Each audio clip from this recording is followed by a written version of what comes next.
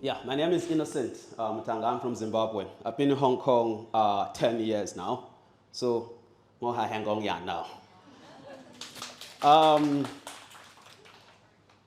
The moment I got to Hong Kong, I figured out that blackness or Africa needed a rebranding in this place. Not just in Hong Kong, but all over actually across Asia.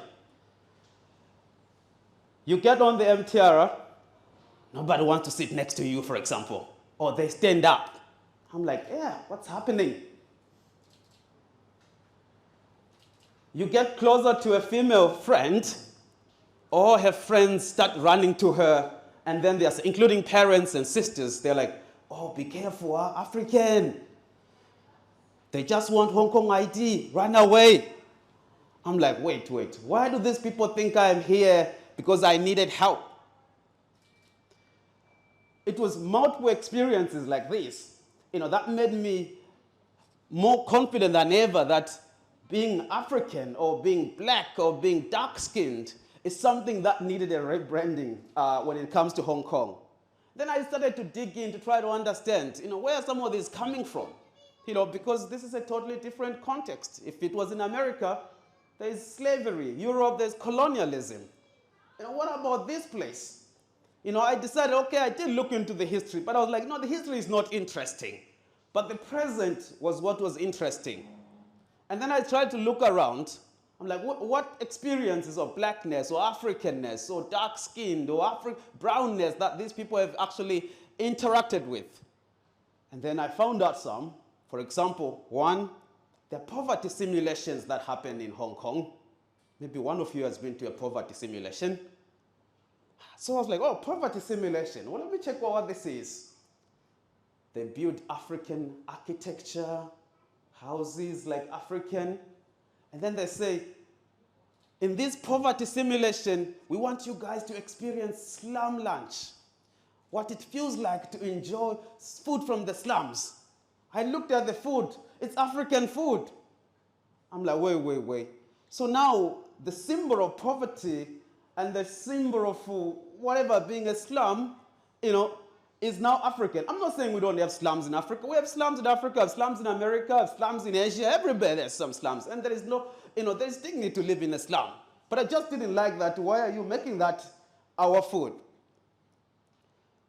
I was like, oh, no wonder when these kids come near me, they are a lot more scared because this has been their experience.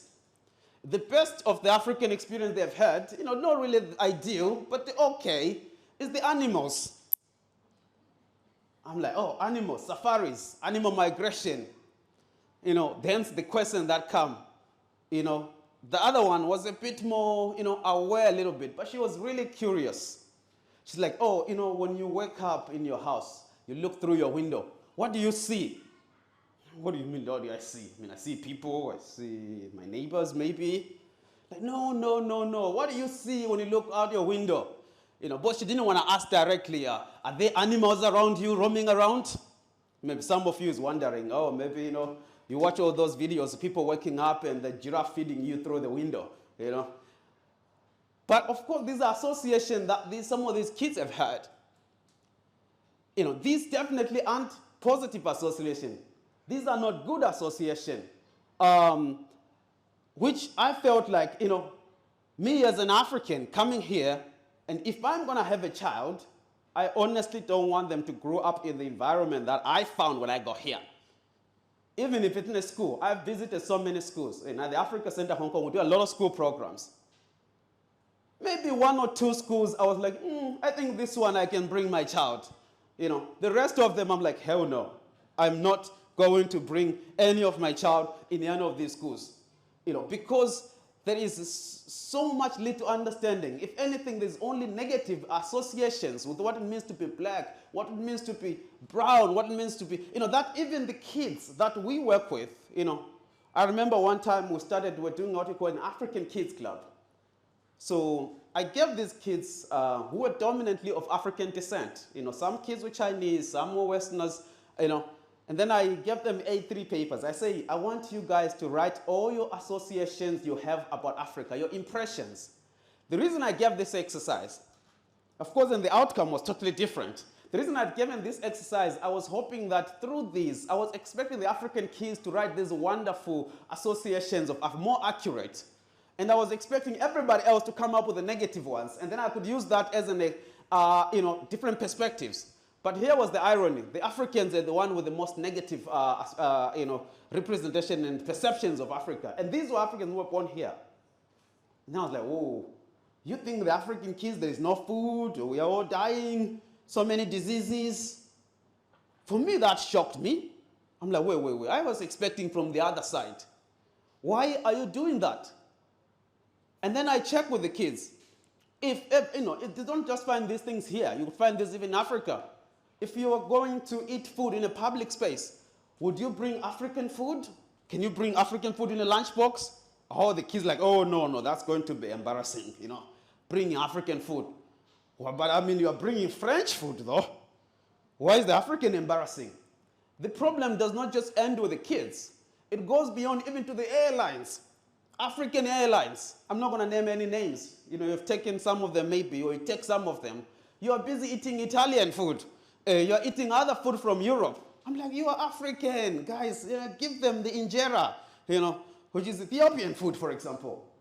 So there is that lack of even appreciating of Africans, actually them growing up appreciating their own culture and being proud of their own heritage.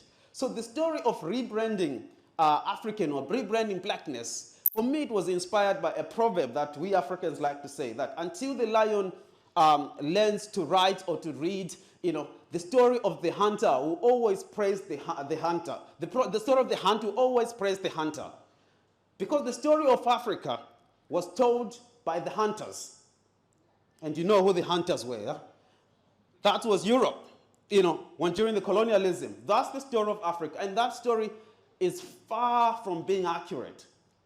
So that's why when I was like, we as the Africans, especially here in Asia, when things are changing in Asia, Asia has become more significantly, geopolitically significant. It's time we take ownership of the African story and rebrand it.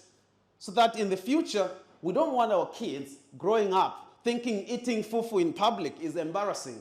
We want you to get into Kenyan Airways or Ethiopian Airways or Rwandan Airways and enjoy African food. We want people to normalize that if it's an event, why do we have all these canapes from France? Why can't we have some delicious African food, that we can share? Because for some people, that's not even an option. Even if it's African gathered together, I can tell you this, they will probably think like, oh, no, we can't do that. But it's time we rebrand, it's time we tell the story in an accurate fashion. And as we go in post-COVID, I'm much more excited because I felt like COVID, to me as an African in Hong Kong, proved to be something that was good for us. No, it was bad in many ways. There was only one good that came out of COVID for us, because we were a social enterprise at the Africa Center. People had usually associated Africa with charity or diversity with charity, but there was a point where we tried to show them that diversity wasn't charity in any way. Diversity was about value, because we showed them that we can be resilient, because we didn't get no donation from anybody. And we saw our neighbors closing down in Hong Kong, rent is so expensive. Huh? But what we managed to show was that we as Africans have more value to add, especially in the space of resilience. We proved to them like, see, wow, resilience we are, Because in the beginning when we started, it was always surprising that you see young people, older people who are coming in, they say, oh, we want to help you. How are you going to help us when you can't brush your own teeth? Maybe first learn how to brush your own teeth. Maybe then you can think like, because everybody somehow thought they can solve African problems. It's just because, so small. But we started challenging that, and people began to realize that we can do things by ourselves and we can add more value. And we take ownership of the story and rebrand it. Thank you.